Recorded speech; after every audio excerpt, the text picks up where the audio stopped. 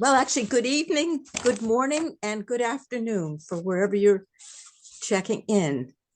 I want to welcome everybody to the second of two teachings by Venerable Robina. And the topic is ego grasping. And Venerable Robina, she's Australian-born Buddhist nun. And she has led an extremely active and inspiring life from her dynamic work as an editor of a wide variety of Buddhist books and also Buddhist teachings throughout the globe. She has worked full-time for the FPMT since her ordination as a nun in the late 70s. And she's known for her straightforward and energetic teaching style. So that's welcome. a polite word for saying rude. well, that's how I say. Thank you, Murray, sweetheart. You're welcome. You're welcome, Venerable. Yeah, good. That's so welcome to Kurukulla. Thank you, darling. So happy to be here. I know. I think it's one of my memories. One of my favorite when I go to different centers. I don't so much anymore. I do on Zoom. When I used to, one of my favorite rooms to stay in was at Kurukulla. Just how it was the right aspect with the sun coming in. I used to have I'd sleep on the couch there in that very front room. It was my favorite room always. So I hope when I do come in a couple of weeks, that'll be where I'll stay again. I hope so. Yes. Well, we'll have the room ready for you, Venerable. Good. So happy. So okay, we're on the second talk on how to get rid of ego grasping. That's the plan. How to get rid of ego grasping, which is and that's the best method to do that is to realize dependent arising, which is the best method to realize emptiness, which is the method to get the hell out of samsara, to quit ego grasping. So I'm sure I forget all the things we said last time, but I forget, but I'm sure we talked a lot about, let's give the overview and then we'll go into more detail. So before we do that, we'll just motivate in our own words. It's okay. Just thinking we're going to listen to these teachings and discuss and analyze and contemplate and internalize so that we can, use these tools to help us know our own minds intimately and well. Why? Because it's in our mind that all the problems are, as well as all the goodness. We need to unpack and unravel our mind, and we need to particularly, we need to identify these neurotic states of mind that the Buddha would say causes suffering. And the root of these is called, the root one of these is known as ignorance, or colloquially ego grasping. This is the mother of all the problems. So let's listen to these teachings so that we can get few more tools in our toolkit, so we can identify this delusion, so we can get rid of it, so we can develop wisdom, then we can add bodhicitta to the mix, and then we can become a Buddha. So thinking that's why we're here together in our own words. Instead of singing the prayer, we say those words. Okay. So that's the Buddha's deal. That's why I love this, the word Buddha. I think in Sanskrit, and also I think in Tibetan the same. The etymology of it is so tasty. It tells us exactly the job to be done. It's almost so simple, because the first syllable, Bud, implies, the total eradication from our mind of all delusions, all neuroses, which is a very shocking idea. It's utterly different from how we think in the modern psychology, modern neuroscience. But this is Buddha's finding from 2,500 years ago. And not only that, we can develop, this is the da, the second syllable implies the development to perfection, literally to perfection, of all the goodness, all the wisdom, all the clarity, all the goodness, all the compassion. This is Buddha's deal. This is what he has found to be true. And so therefore, if that's the end result, it's obvious that everything, the methodology has to be how to do that job, which means we have to know what the mind is, which means we have to then distinguish in the mind the delusions, which we can get rid of, from the virtues, which we can develop to perfection. I mean, it's as simple as that. It just takes a few lifetimes. Because why? Because these delusions are primordially deep. So it's no easy task. But the fact that there's a method there, that Buddha has done it, and then everybody who's followed his system since then, he's presented his methodology. He says, this is what I found to be true. This is my method, over to you. And so all the people who followed his methodology since then, you know, they've done the job of becoming a Buddha.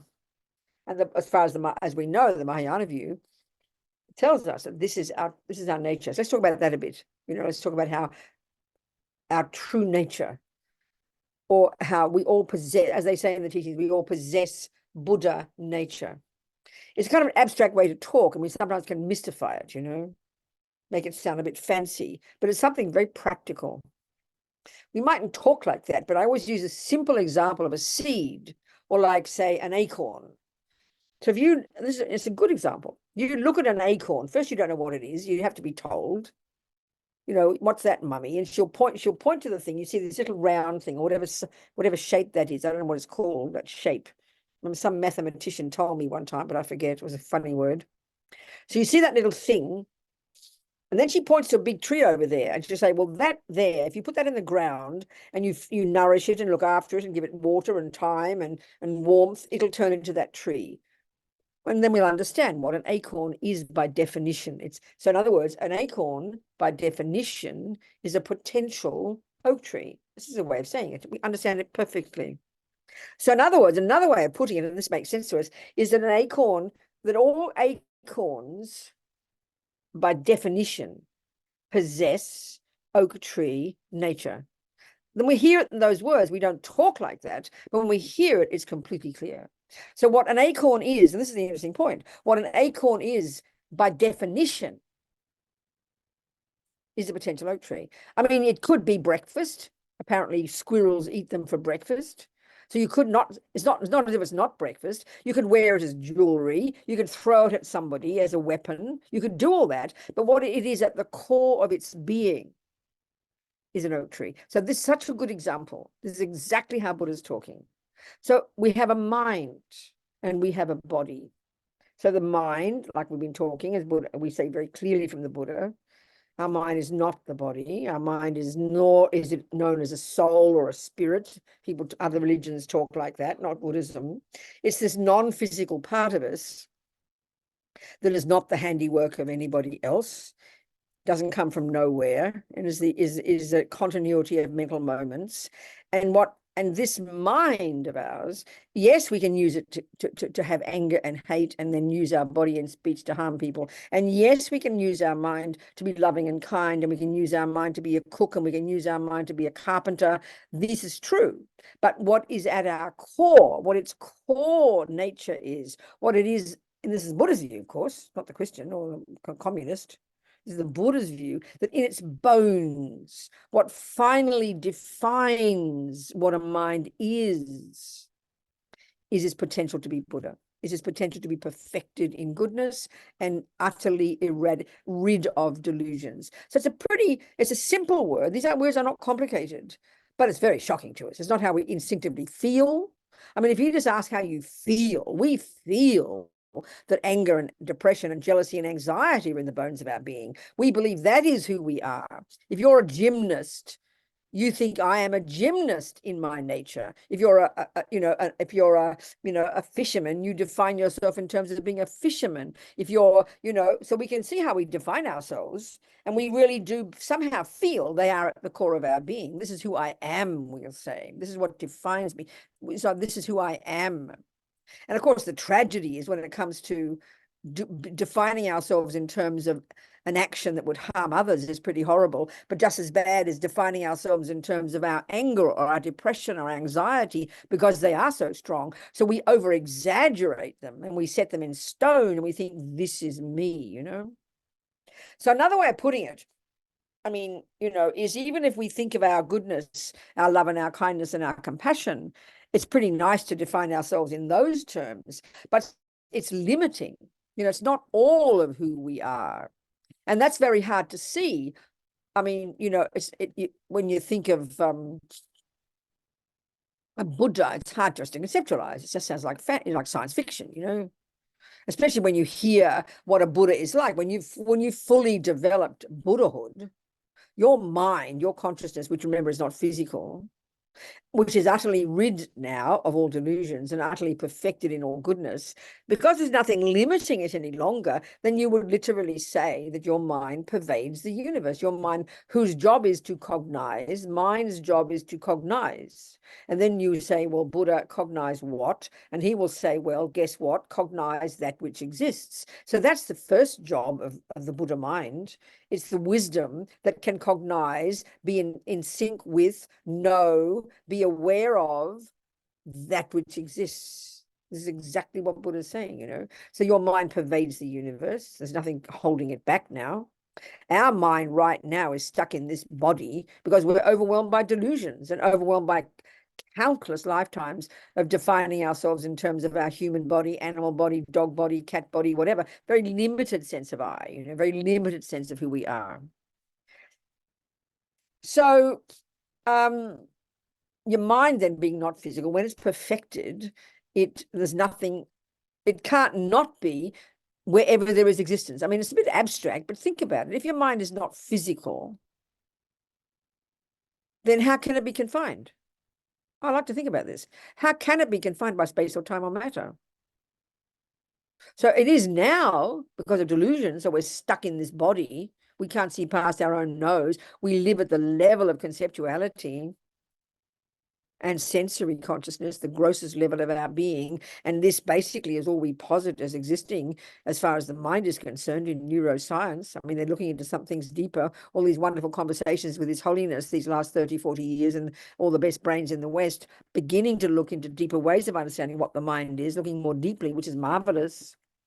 But our normal experience of our mind is what we think and think every day, chat, chat, chat, what we see and experience through our senses. That's about it, you know. So of course we define ourselves in those terms. And even if we think I'm a human being, that's better than thinking I'm a murderer. But it's limited, profoundly limited. I mean, that's why it's science, like I said, like science fiction. When you can hear what you'd be like when you are a Buddha, your mind pervades the universe. It knows that which exists necessarily.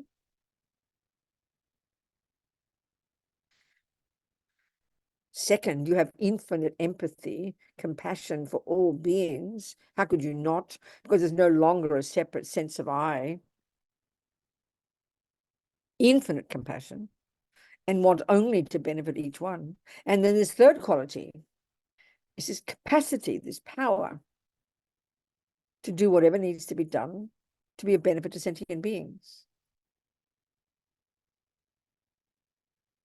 So we have infinite wisdom that sees reality, including the minds of all beings, all their past, all their future, all their karma. Infinite compassion for everyone as if they were you, and only the wish to help them. And then the power to do so, which includes the capacity to manifest your mind simultaneously in countless forms throughout countless universes for countless eons for the sake of countless suffering sentient beings. Now, if that's not science fiction, I don't know what is. But that's what Buddhism, what Mahayana Buddhism says is our potential. So away to go, baby. You know, one step at a time, please. So that's Buddha.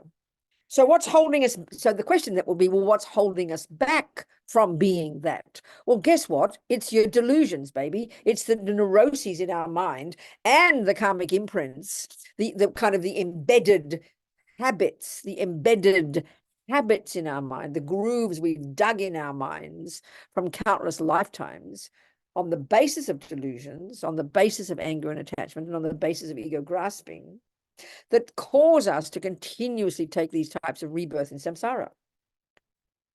You know, if we stop creating karma now, we'd be never ending, endless, countless future lifetimes, you know, countless, billions of seeds in our mind. So there's an awful lot to clean up.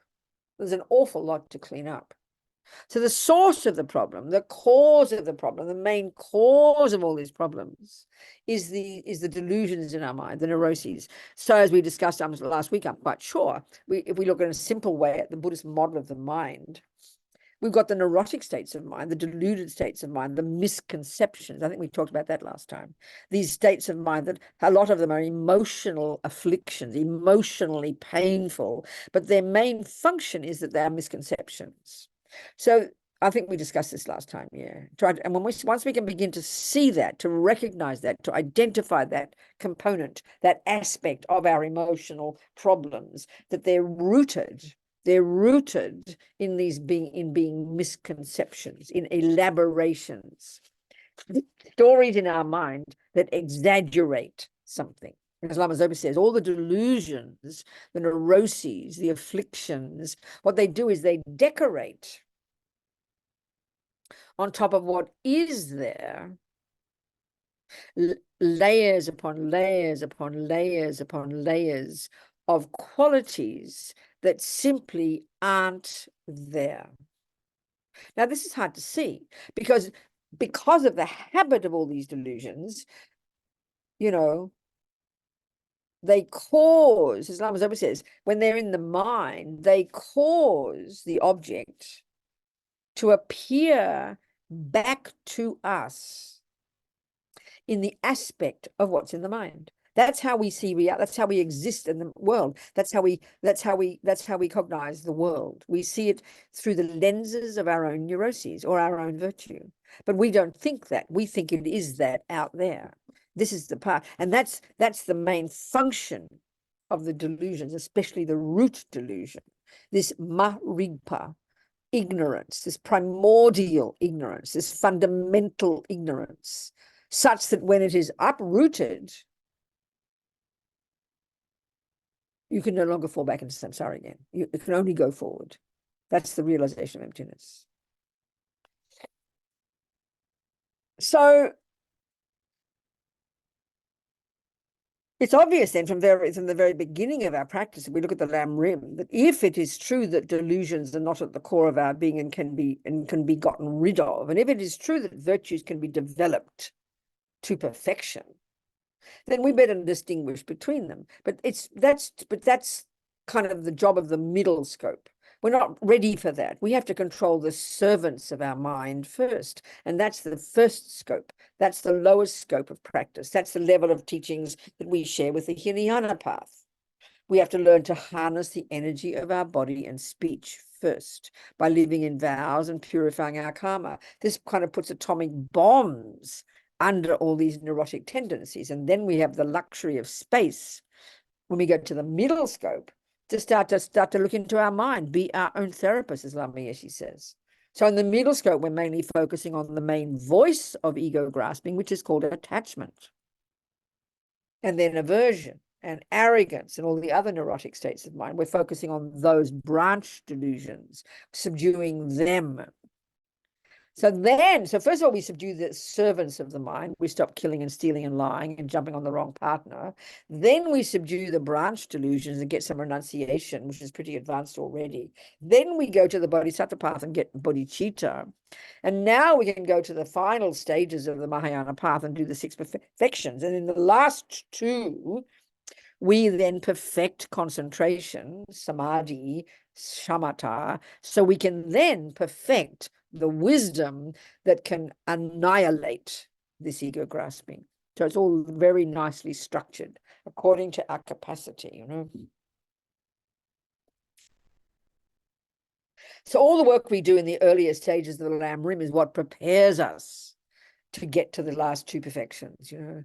So the 5th one, of course, is the development of single-pointed concentration. As Lama Yeshe points out in his Mahamudra book, it is literally impossible to realize emptiness, which is the 6th perfection, unless you've got single-pointed concentration. It's impossible because it is the ignorance is so absolute, so total, so all-pervasive, so primordial, so utter, that just with conceptuality, which is the level we function at, it is impossible to recognize properly the object to be negated, the I that doesn't exist, and to see the absence of it. We've got to be at the subtler level in concentration meditation, because only at that subtler, non-conceptual level of mind are we capable of knocking out the misconception of ego grasping, you know. But that doesn't mean we can't do some work beforehand. In fact, we have to. And that's where we can use our conceptuality by understanding what it is. So in the middle scope, we learn about delusions in general. We learn, mainly the focus in the middle scope is on the painful component of attachment and anger and jealousy, and the Lam Rim is to try to get us to want to get rid of those because of the suffering it causes.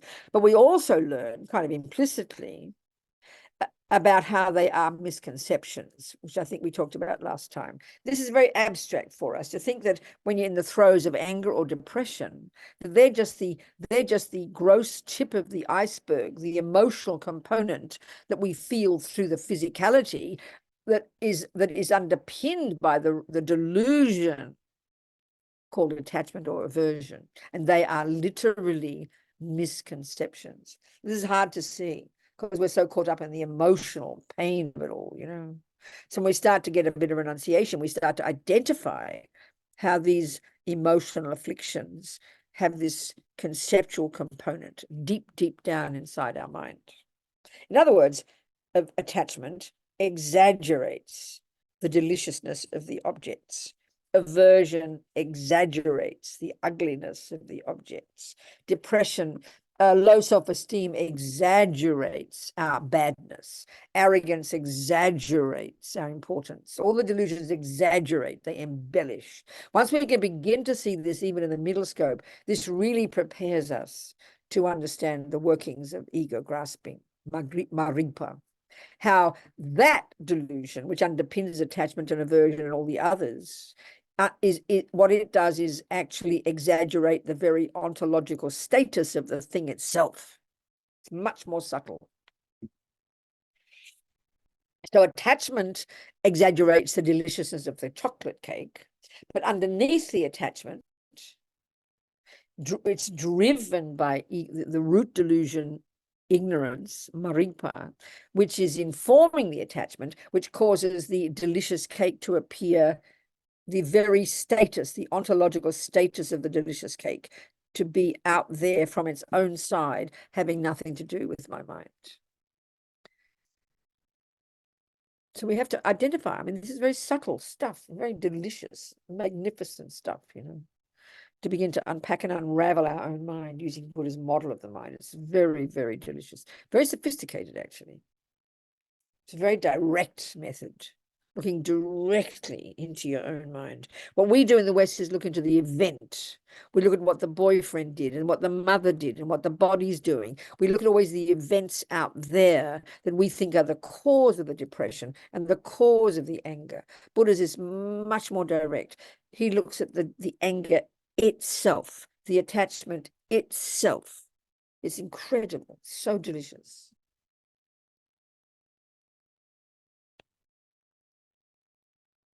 So,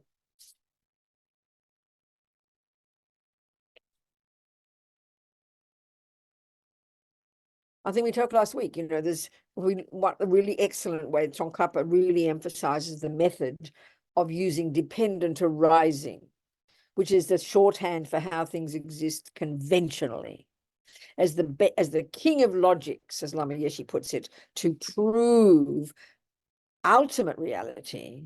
And the shorthand for that is emptiness, dependent arising and emptiness. I think we discussed this last week quite a bit. So dependent arising is a shorthand for how things exist conventionally. And then emptiness is shorthand for how things exist ultimately. So our problem now is when we hear emptiness, we can't help but throw the baby out with the bathwater, or as Tsongkhapa says, fall into the abyss of the great mistake and hear nothingness. It just immediately arises, and this is the biggest, worst mistake in the world in terms of the understanding of the meaning of emptiness. The worst mistake, falling into the abyss of the great mistake, as Tsongkhapa says. So then when we hear dependent arising, that something does exist conventionally, we go to the other extreme and we over-exaggerate the status of the thing. We make it kind of eternalistic and permanent. So we either under-exaggerate and think, oh, well, there's no I might as well kill myself.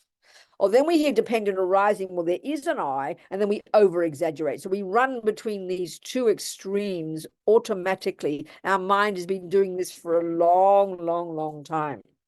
So we really need to, really find the way to put these two truths together. Right now, they are completely separate for us. Right now, we have the two wrong views: eternalism, over-exaggerating something, and nihilism.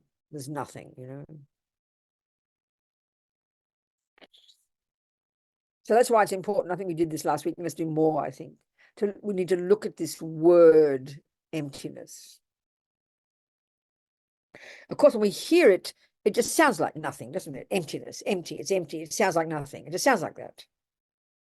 And then when you hear Lama Zopa say, and the Lamas say, from the side of the eye, or the toilet, or the cup, or whatever else exists conventionally, there's absolutely nothing from the side of the thermos, from the side of the eye, that makes it the eye. When we hear that, we can't help thinking, well, there's no I.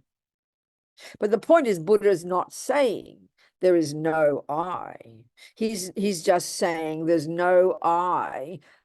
The I that we think is there isn't. Because the way to say it is, dependent arising, you see, we first establish what does exist conventionally. Because if Buddha's telling us, basically Buddha's telling us that this ignorance deep in the bones of our mind kind of flavors everything we see in the universe. There's nothing we don't see in the universe or experience in the universe that isn't polluted by this ego grasping, this ignorance. There's nothing, it can't be. It's not as if just sometimes you see things as they exist and the rest of the time you don't. No, it's always there, deep in our bones. And of course, because it's so primordial, we don't even think there's a mistake there. So dependent arising, we have, if everything we're seeing is seen through the lenses of this ego grasping, we have to first establish, well, what does exist? And the Buddha's got a very clear view, and his Tai Lam Rim is basically that. It's his view, his presentation of what is real conventionally. So, it's not just the emotional affliction. So, for example, the very first level of practice teachings is about karma. And he says, well, I'm sorry, you're making a mistake. You think there's a being out there called a creator who is the cause of who you are. Mistake. It's the law of karma. Or you believe you're only the body and your mummy and daddy cause you. He says, no, you have a mind. So all of his teachings about karma, the mind, how it functions, impermanence, they're his presentation of conventional reality. Conventional, how things exist, what even exists conventionally. So even getting in touch with how things exist conventionally would already be a pretty happy person, That's the first step. So let's establish what exists first conventionally. Then we have to establish how it doesn't have an inherent nature, because that's the mistake we make. So we first establish the existence of a thermos. I always quote this. What's that, mummy? Well, it's called a thermos. And then that's just giving me a name. But I have no idea what it is. So she has to tell me, this is what you have. This is how you establish. We have to establish something as existing. This is pretty tasty. This is already telling us about emptiness. You just don't look at that and go, oh, there's a thermos. You have to be told what it is.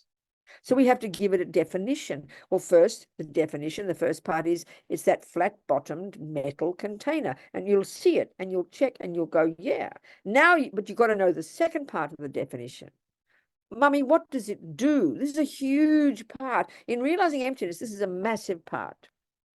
What's its function? What does it do? Even you could say, what does it mean? Well, she'll say, it keeps my tea warm. She gives you its function. But don't believe her. She's got to prove it to you. So she'll get her tea, she'll pour it in, she'll put the lid on. 2 hours later, you come back and you take it off, and she will prove that it in fact did keep your tea warm. She's just proven the truth conventionally, that it fits the definition. If we could do this in the world will be a blissful, peaceful place. But most people live in la-la land, believing in conspiracy theories and believe anything we're told by anybody. Just discovering what is something real. And even if the words we said were in sync with what's real conventionally, we'd have a very blissful life. But we live in la-la land, even conventionally. Look at us. So then we have to do the same. So we have to establish its ultimate nature. In other words, the Buddha's saying, yes, you've established it does hold your tea and keep it warm, but now you've got to find, oh, look, it's disappeared. Look at that. Isn't that fascinating? It's turned into emptiness. Look, it's gone right there. Look, amazing. I love these ridiculous backgrounds. They're just very weird. So you've got to prove, you've got to look for that conventional keeper of my tea warm and find the ultimate one, find it from its own side. Because what we don't realize is as soon as we hear the definition of the thermos, that metal container that keeps my tea warm, because ignorance is in our mind, we can't help but over-exaggerate the very ontological status of that, and we assume that that keeper of my tea warm standing there intrinsically exists in itself, from its own side, in and of itself, having nothing to do with my mind creating it. So we have to do the research. We have to literally look for the intrinsic thermos. So of course the most delicious object is the I. And the teachings in the Lam Rim, looking for the I. It's the same we have to do for the thermos as well, but let's look at the I. So the Buddha's saying the I, and like everything else, exists interdependently. And he presents 3 levels. I think we discussed this last time. He presents 3 levels of dependent arising. That I, first, is the product, it depends upon causes. So of course, when we know karma, we will know that our I is the result of causes that I have created in the past. This is the revelation of karma, you start to take responsibility. But you won't find any I among any of those millions of causes.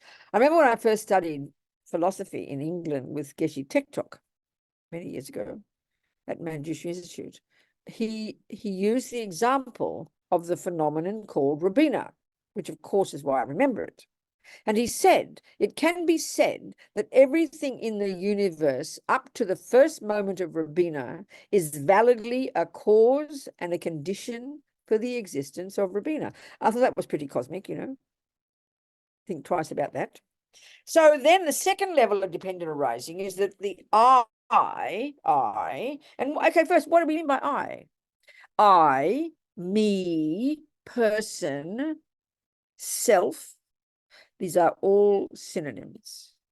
I, me, person, self. So Buddha is an I, a dog is an I, an ant is a self. Buddha would assert a hell being is a person. A person is the name given to, I forget the definition. It's not quite the same as sentient being. But sentient being is a very delicious word. It means a mind possessor. A mind possessor.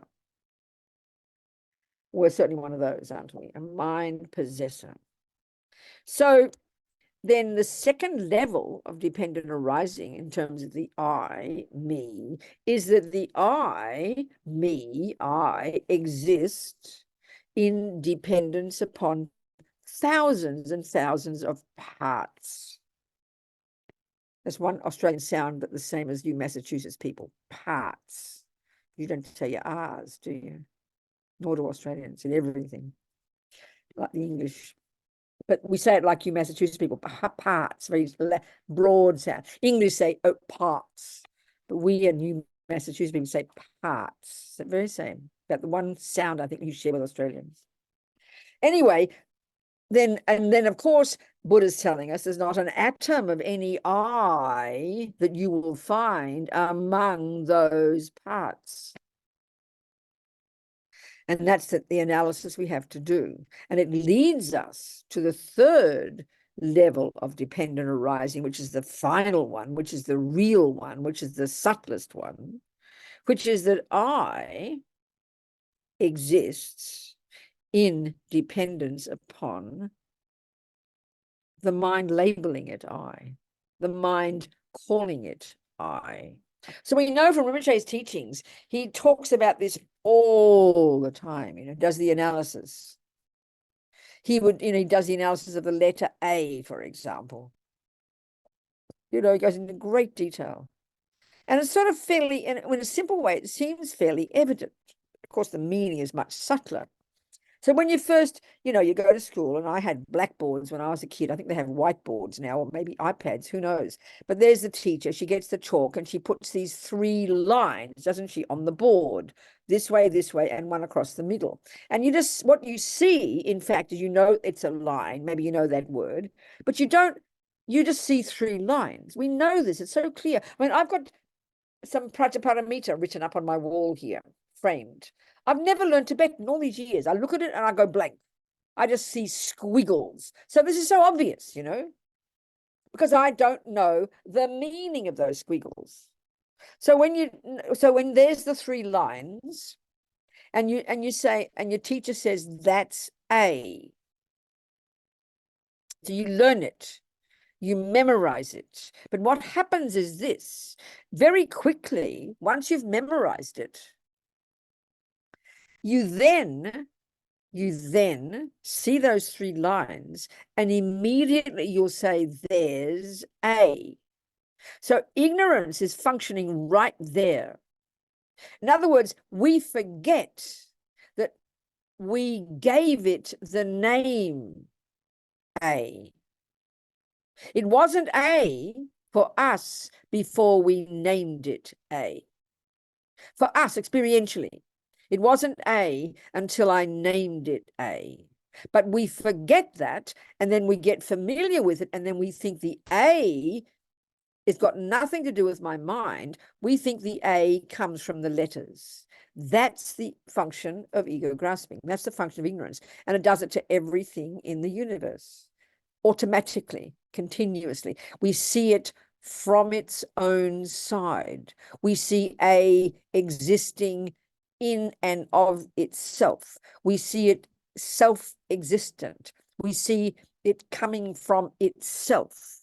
We see it coming from the side of the letters. And then most things, when it's very strongly emotional, we really don't believe that our mind has got anything to do with it. This is very shocking. Lama Zopa says, and this is very shocking, we don't believe it initially. He says the vast majority of all humans on the planet have absolutely no idea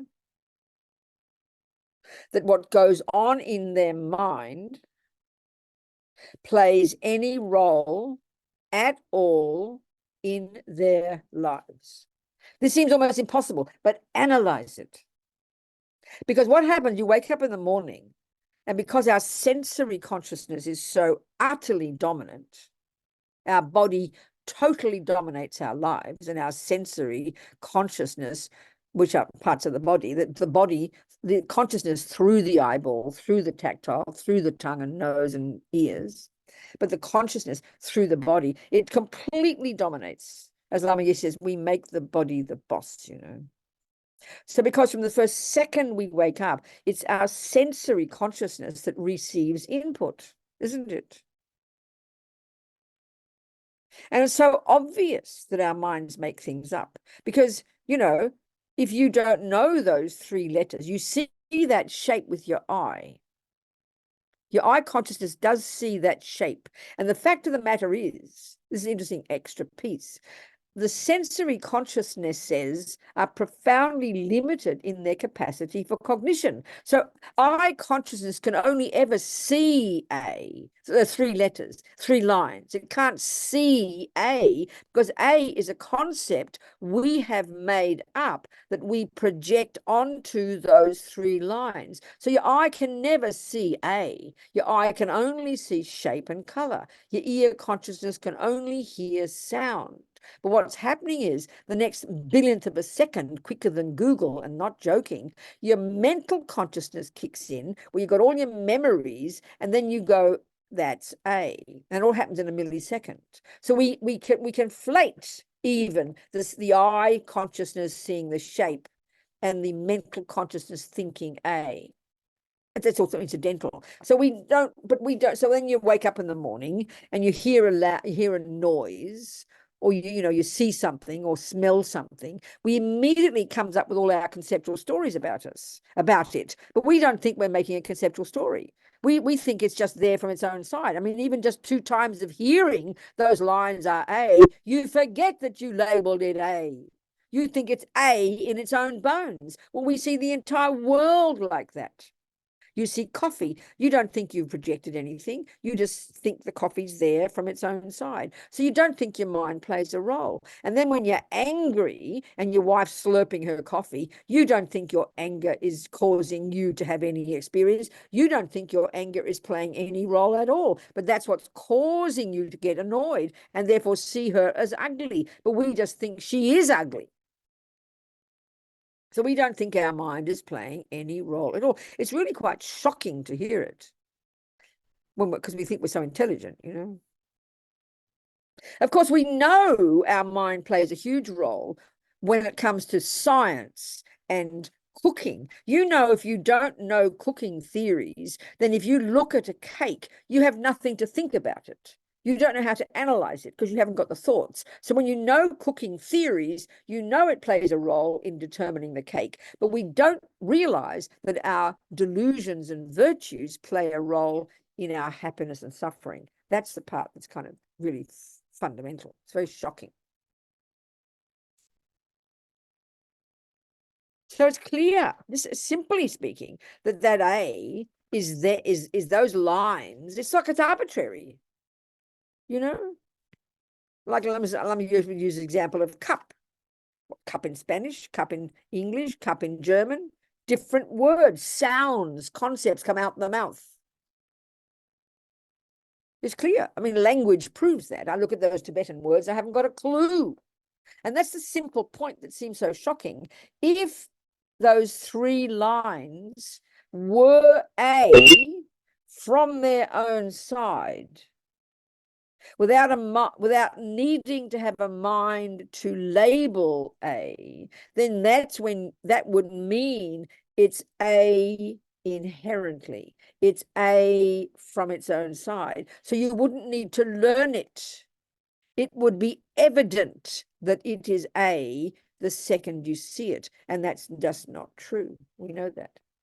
So that proves emptiness. It proves things don't exist from their own side. They don't exist in and of themselves.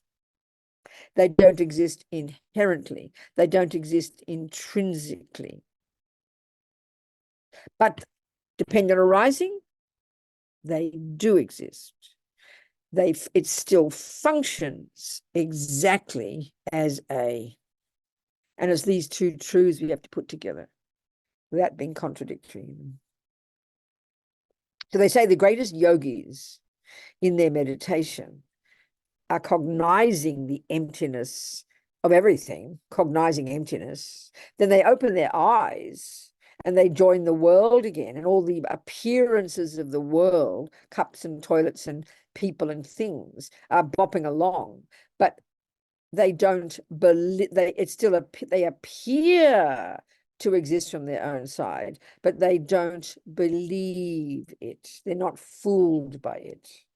Or as they also say, when you realized emptiness, and then but the cup of tea is there, you don't believe there's any inherent tea there at all, but nevertheless, tea functions exactly as defined. Whatever, it quenches your thirst. In other words, it's empty, but nevertheless, it still functions. This is the 2 truths together. Emptiness doesn't contradict existence, and existence doesn't contradict emptiness. That's the marvelous thing about the 2 truths, why you can never fall into the abyss of the great mistake if you understand emptiness in the framework of conventional reality, dependent arising. This is how they talk, people. So I've talked for about 40 minutes. It's about time you ask me some questions. Come on.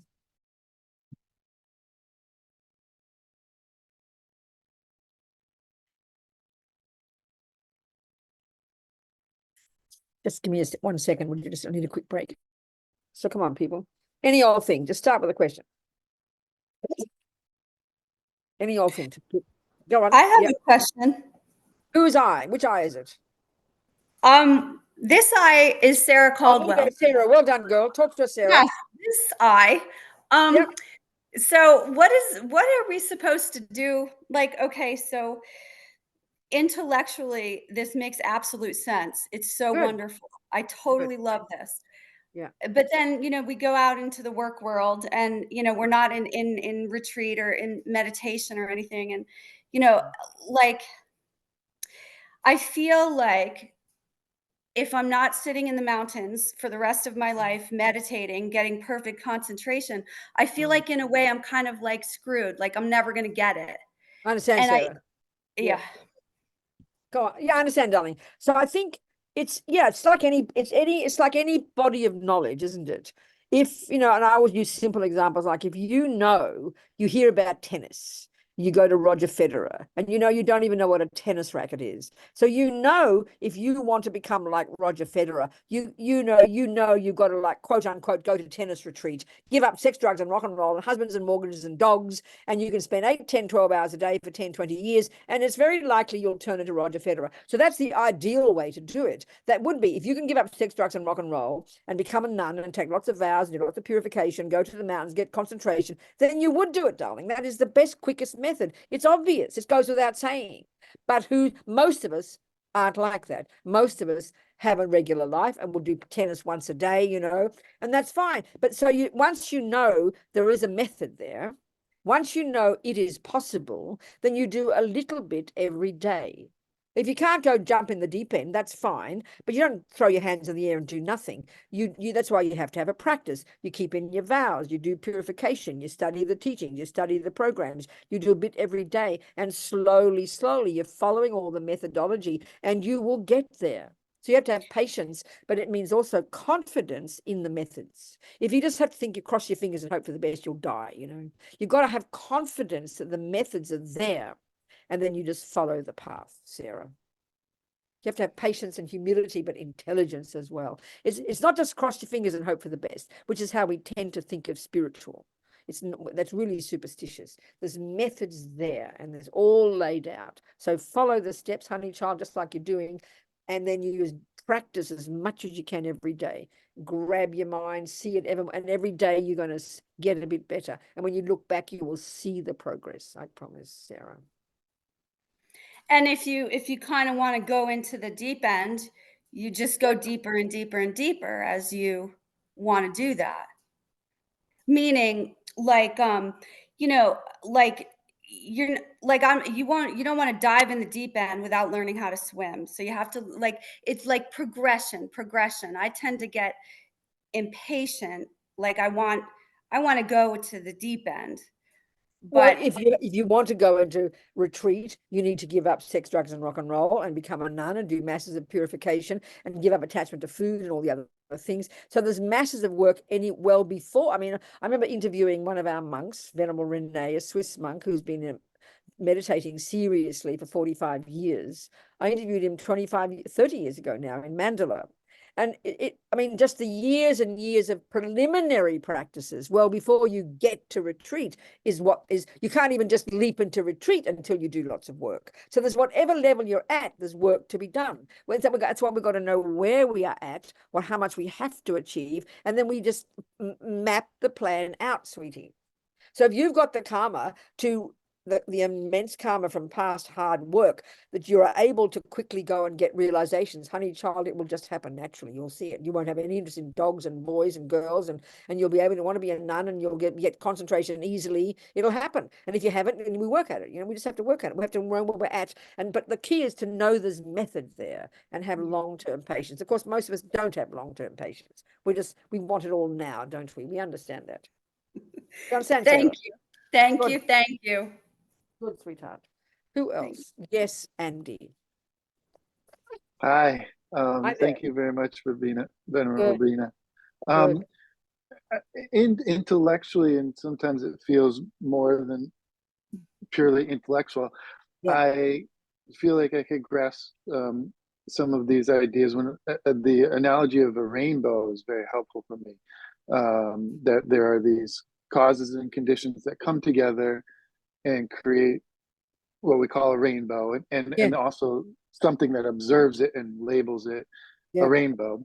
And then when those causes and conditions change, then there's not a rainbow there. And these things help me kind of get my head around part or some of this, but there are always things that are inanimate or don't have necessarily Buddha nature, or and so then I get lost in the idea of something that is not just a combination of inanimate things that come together and then go apart. Does that make sense? Yeah, so in other words, you're saying that the idea of emptiness makes sense in relation to a person, but not to a cup. Is that what you're saying? No? Maybe the opposite. Go on, say it. So that there's this the combination of causes and conditions create a cup. Well, right, a cup. The things that come together for a cup, and then they're labeled a cup, and then they're misunderstood as having cupness or something like this. Yeah, right. Go on then. But these analogies all kind of fall apart for me, because a cup, a rainbow, they don't have consciousness. So why is the analogy not fit for you for a person then? I guess it's the consciousness element, maybe, that like because consciousness is beginningless and endless, you mean? Okay, the rainbow one is just is the in terms of being an illusory nature, it comes and goes. That's impermanence, because you see the rainbow came from previous causes and will dissipate, and then there'll be results afterwards. It's the same as a person. You're concretizing the person. So everything is beginningless, not just our minds, not just sentient beings, everything that exists. In fact, they talk about there's really only two phenomena existing in the universe. There's matter, and in the Vajrayana they refer to the four elements. The matter is made of the four elements. So all physical universes, wherever you want to go, is the physical world consists of the four elements, and then there are minds. And they're both beginningless. I mean, the Dalai Lama said, talking to these scientists, Big Bang, no problem, just not the first Big Bang. So everything is beginningless. If you start analyzing the cup, you can't ever find the first cause. It can't be existing. It's not viable. A person is exactly the same. So it's the same for both. Each one gives rise to another thing, second by second by second by second. Do you see? Yes, thank you. Very helpful. Okay, good. Oh, good, Andy, good. Yeah, people. Yes, hello, JJ. So I was actually kind of hoping to respond to what Sarah had said, but first, you were talking about blackboards as a kid. I still have a blackboard in my classroom. Oh, good. Okay, very interesting. Me too. And you use chalk. Well, I do. I use chalk. I use purple chalk specifically. But Sarah, I used to feel like super duper similarly to you when I first, tried to dive in head first. But it took me a while to realize how many opportunities there were in everyday life to practice, particularly like I teach poetry to teenagers. Every interaction I have with the human is an opportunity to practice patience. No, that's right. Precisely. Exactly right. Exactly. No, true. That is the point. That is the one. If we can really see it like that, it's all a question of what level of practice. We have a fantasy, an idea, like Sarah's saying, I'm up in the mountains looking like we're becoming a holy being. But in the end, every second, if we're really doing it properly, is practice. There's no question. It's just a question of the level of practice according to our capacity. And then life becomes very rich. It's very true, isn't it, JJ? Very true. Yeah. I mean, sometimes I will, if I'm riding my bicycle along the rail trail in town, I'll be I'm going to compliment every person I see. Yeah. Whether it is I love your dog, or your haircut's great, or that suit flatters your figure, I'll make it an attempt to Yeah. like be generous with my Understand. words or Yeah. whatever. Yeah. I understand. Very good. I understand, JJ. This is good. And then life is really rich when we can do that as well. So it's, in other words, it's applying both compassion and then the wisdom one, not believing in things existing from their own side, seeing things as impermanent. This is the point about the teachings. If we can every day apply, my goodness, we're really making progress, you know. That's really true, darling. Hello, Lou. Hello, I have a barking dog right at this moment, fortuitous. What? Um, Say it again. There's a barking dog, sorry. I had a kind of a two-part question. Yeah. One is like in an experience of feeling like your identity, like you lost a part of it, should I expect to need to lose that multiple times, or is just one time I of think I lost you a bit. You better say it again. I missed some words. basically I had an experience of feeling like my identity shattered, based like it just went away. Okay. Yeah. And was it a good experience or a scary one, by the way? Very scary. Okay.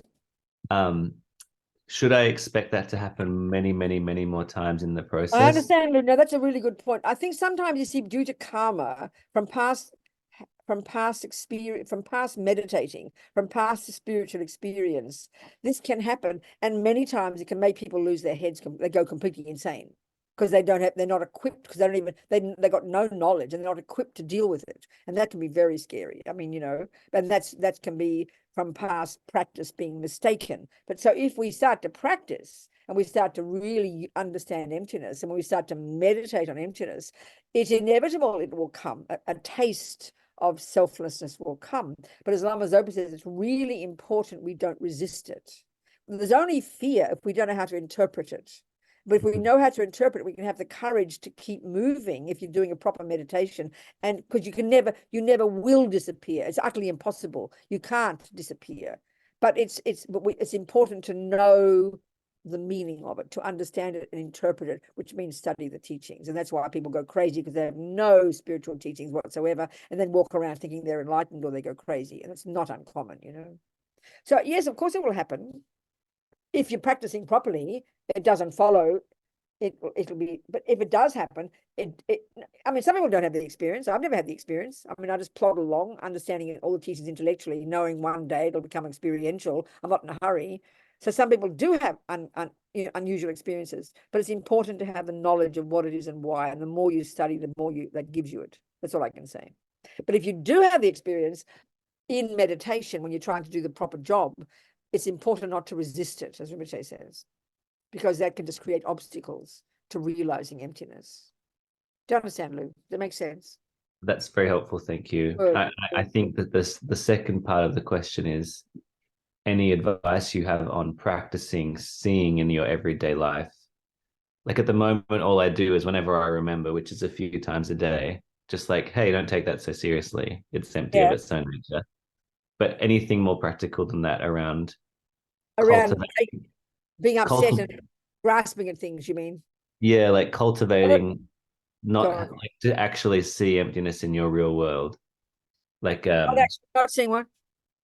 Emptiness, like not taking things as having their own nature. Think the best, or don't wait for the shocking experiences to happen. Don't wait to be shocked in order to do it. We should just be doing it intentionally. So if you know the thing you're attached, like you're really attached to chocolate cake, or you know whatever it is. I mean, we have a multitude of things just at the ordinary level of the senses that we rush towards and get excite us. So just grab your mind, and there's the cake on the plate, looking evidently extremely delicious. All the conditions have come together. Your stomach's empty. You've got a habit to like this particular cake. It might be a really good cake, and of course we just get sucked into the story that this not only delicious, but it's from its own side. So just catch your mind. And even though you're seeing it as delicious, even though you taste it as delicious, don't believe it's coming from the side of the cake. It's a dependent arising based on your empty stomach, based on your taste buds. Because if your stomach was full, it would taste repulsive. Tell yourself that. So that proves the cake can't be intrinsically delicious. I mean, if your stomach is full, the same cake will be revolting to you. So just the change of your stomach status will make the cake even look different. That proves it doesn't exist from its own side. Do you see that kind of analysis?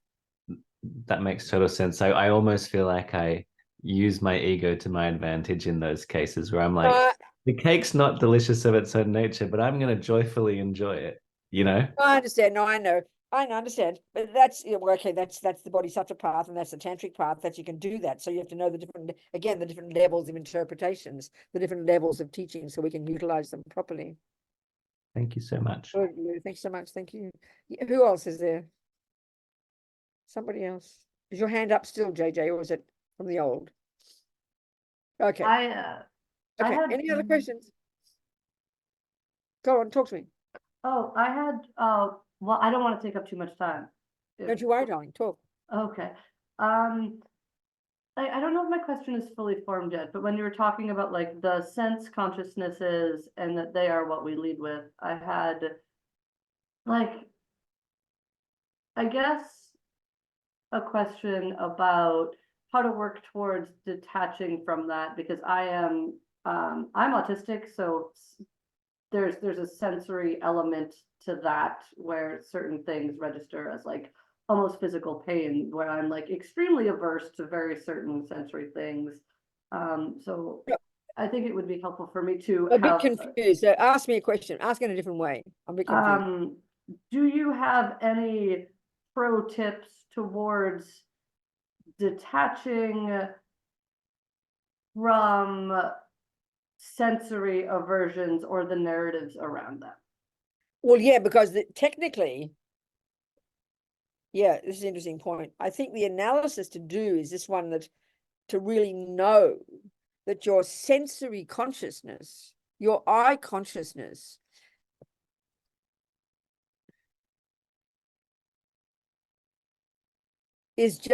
can only cognize shape and color. No matter how vibrant it might feel to you, that's because of the conceptual projecting onto it and the habit of familiarity with that object. So if you if there's some object that really is disgusting to you, some really horrifies you and makes you you hate that object, the eyes are still only seeing that shape and color. That's all. That's only ever. The senses don't have any more capacity. And that it's the intensity of the conceptual story from the habit of familiarity with that object that causes it to feel so holistic and physical. But you understand that but just to know intellectually, it's not that. It's the conceptual story and your familiarity with it karmically. So this is where it's very fascinating.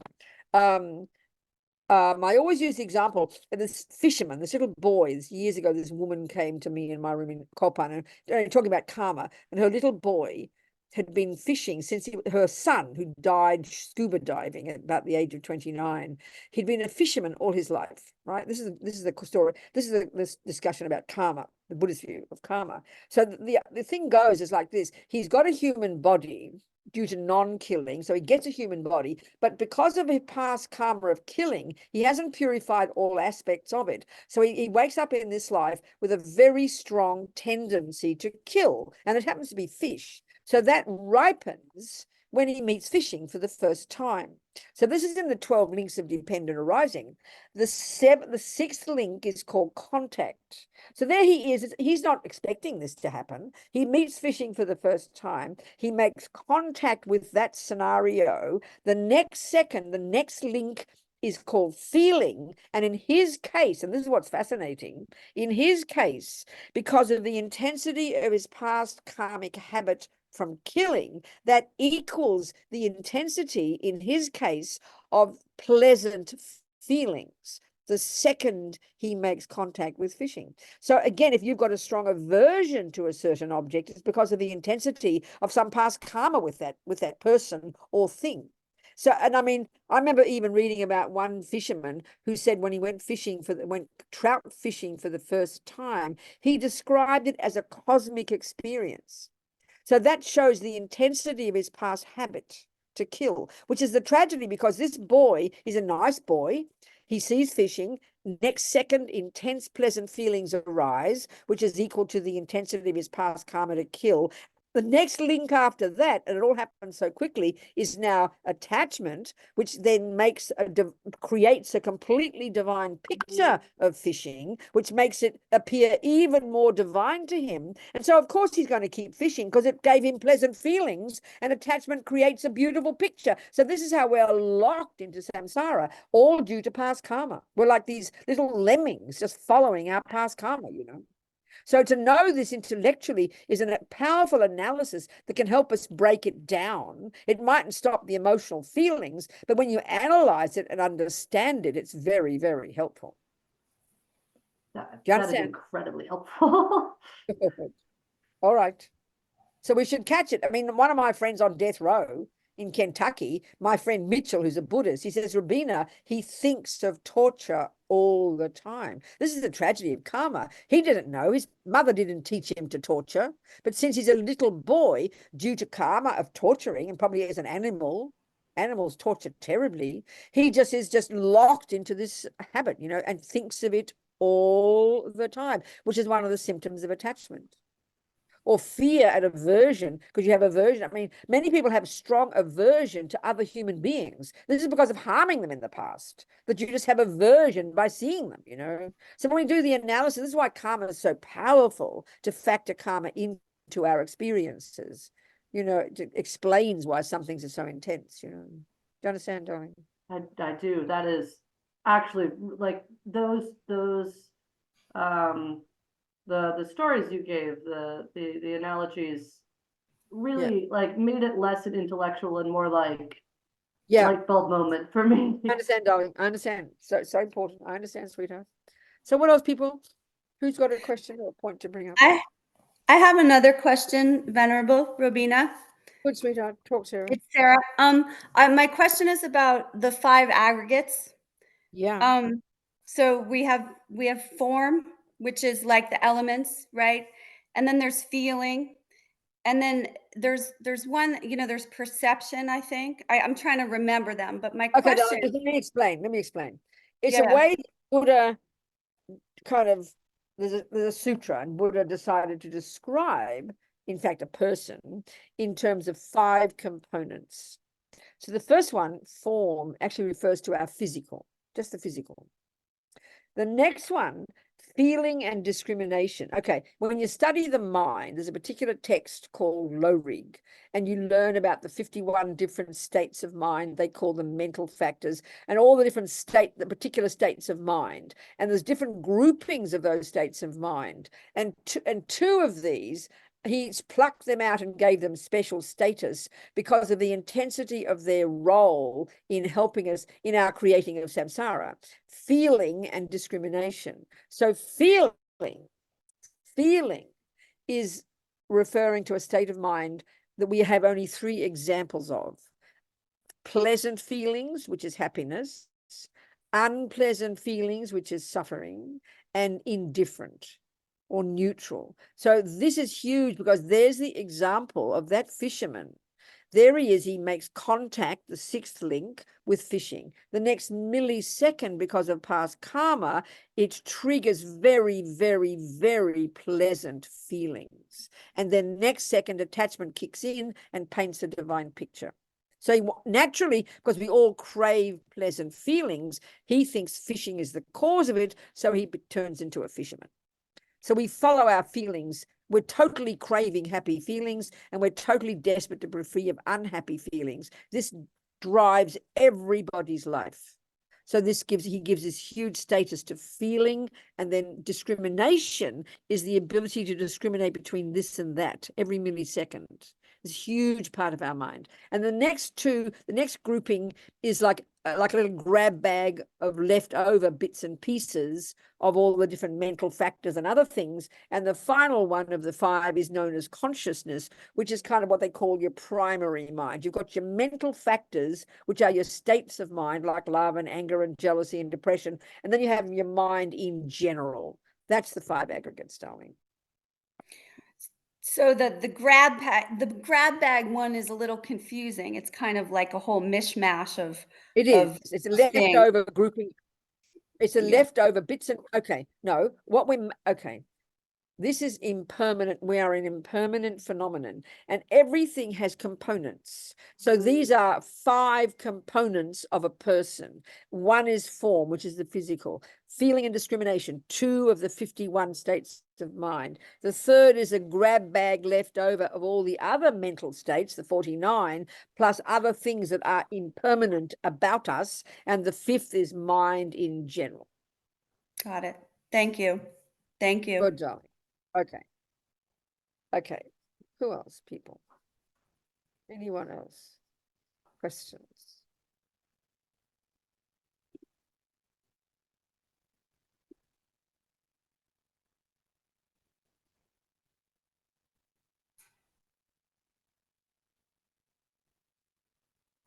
No questions, nothing. Okay, so then let me see if I can say some more then. All right. I mightn't go for 2 whole hours tonight. We might just go, we'll see what happens. Okay.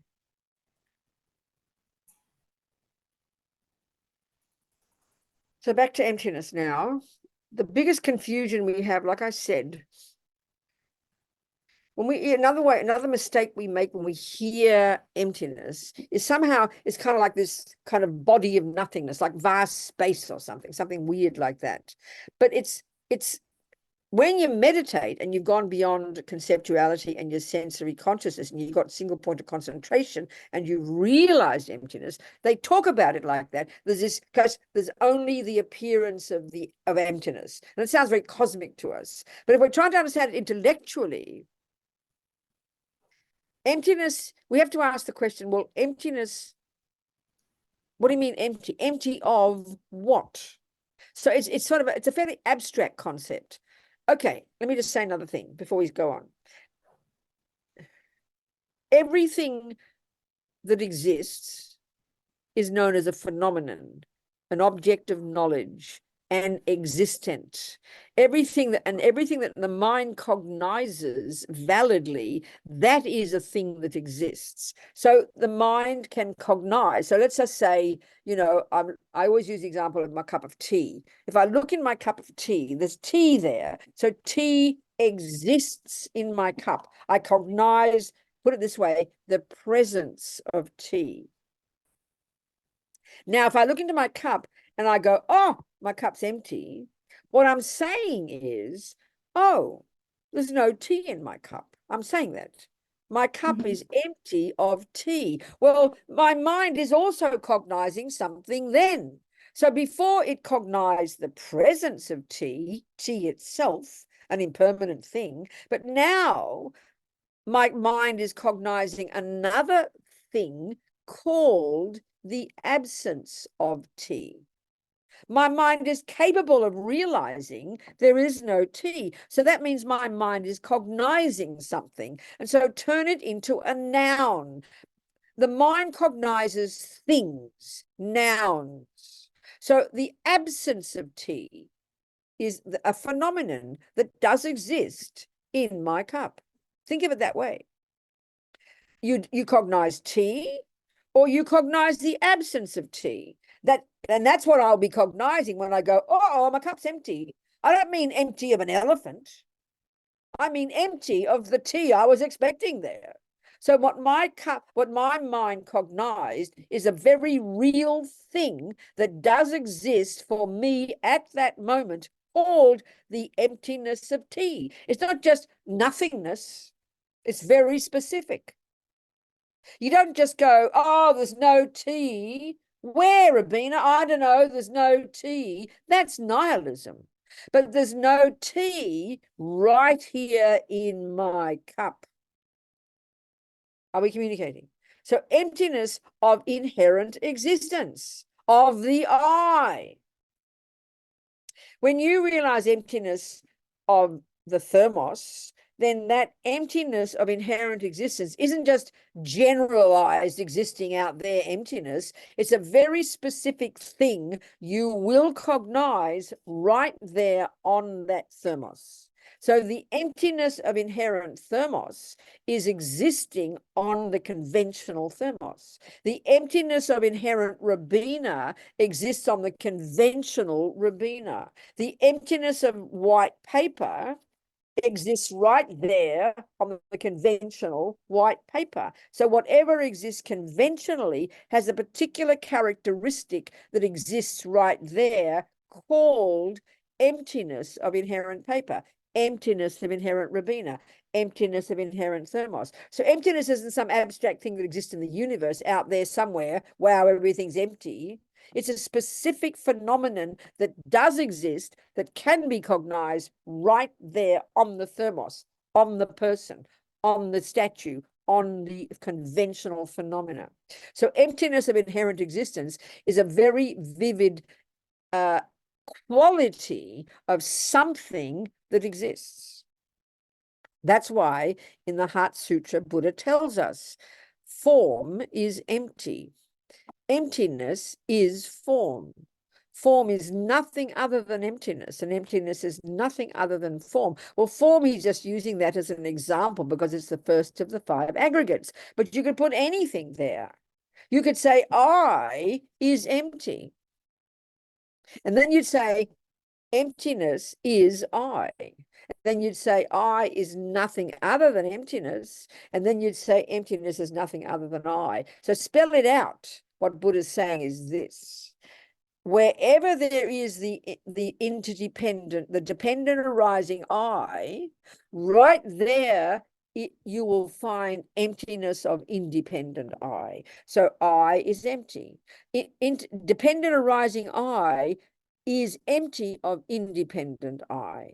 That's what it's saying. And then you flip it over. Wherever you find the emptiness of independent I, you will find dependent arising I. You can't have one without the other. That's why they come together, the two truths. They're not separate. You can't have emptiness of inherent form without form. You can't have emptiness of inherent Robina without a dependent arising Robina. You can't have one without the other. Emptiness has to exist simultaneously with dependent arising. So when you hear dependent arising, it tells you it's empty. And when you hear empty, it tells you it's dependent arising. They come together. They're flip sides of the same coin. Then you'll never fall into the abyss of the great mistake. Are we communicating? Good. So it's getting our head around the concepts. It's good. I mean, we know that when it comes to math or musical theory, you've got to squeeze your brain first. You've got to learn the theory first. Then you slowly put meat on the bones and know how to make the cake, how to play the piano. It's the same with this. First know the words and be happy with that. And then slowly with practice, it becomes experiential and you can taste it. But if you've got the wrong words, what you taste will be rubbish. So you better get your words right first. This is huge. People say, I remember one person was talking about attachment. And I said, what's attachment? Define it for me. She said, oh, I sort of know what it is, but I can't say it. That's copping out. I'm sorry. It's not, if I say to you, what is 1 + 1? You won't say, well, I sort of know the answer, but I can't say it. No, you don't know the answer if you can't say it. But we get very wishy-washy with religion like that. Oh, emptiness. I've been thinking about it for 35 years. I still don't understand it. Well, what's the definition? Oh, I don't know. Well, you haven't been thinking about it. You've just been muddling about it. Get the words right first. Concepts are the stepping stone to experience. Are we communicating? Okay. So conventional I, wherever there is conventional I, right there, there is emptiness of emptiness of intrinsic I. And wherever there's emptiness of intrinsic I, right there, there's dependent arising I. You can't have one without the other. That's the point. Emptiness is simply a characteristic of things that exist. You can't have emptiness without a thing. It's impossible. It's like a joke.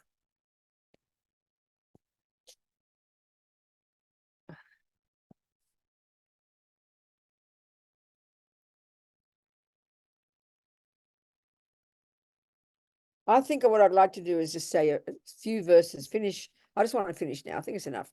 I want to say a few verses of chanting the names of Manjushri to create the cause for Lama Zopa to come back. Should we do that? Just a half a dozen verses? Can we have it up there on the screen, please?